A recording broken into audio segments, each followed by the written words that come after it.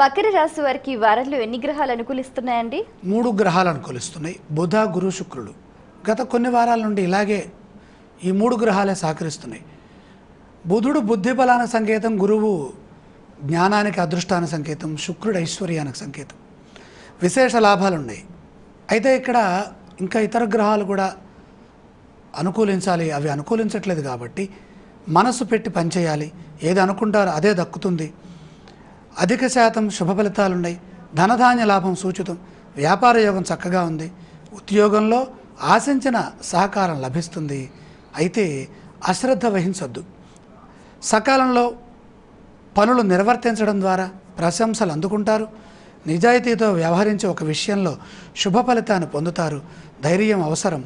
సొంతగా తీసుకునే నిర్ణయాలు శీఘ్ర సత్ఫలితాన్ని ఇస్తాయి, సుఖాన్ని ఇస్తాయి. అసంతృప్తి దూరం అవుతుంది, సంతృప్తి దగ్గరవుతుంది. కాదు అనుకున్న పనులు పూర్తి చేస్తారు. ఆరోగ్యం సహకరిస్తుంది. మకర రాశి వారు పఠించవలసిన స్తోత్రాలు ఏవండి? దుర్గాదేవిని సందర్శించడం, దుర్గాదేవి స్తోత్రం చదువుకోవడం చాలా మంచిది. ఆలయ సందర్శన క్రమంలో ఏ దేవీ దేవతలను దర్శిస్తే మంచిదంటారు?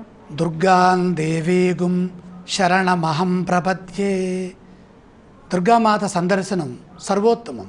ఈ రాశి వారు చేయవలసిన దానాలు ఏవండి? అష్టమ రాహు సంచారం జరుగుతోంది కాబట్టి కొంచెం మినువులు పండితులకు దానంగా సమర్పించండి.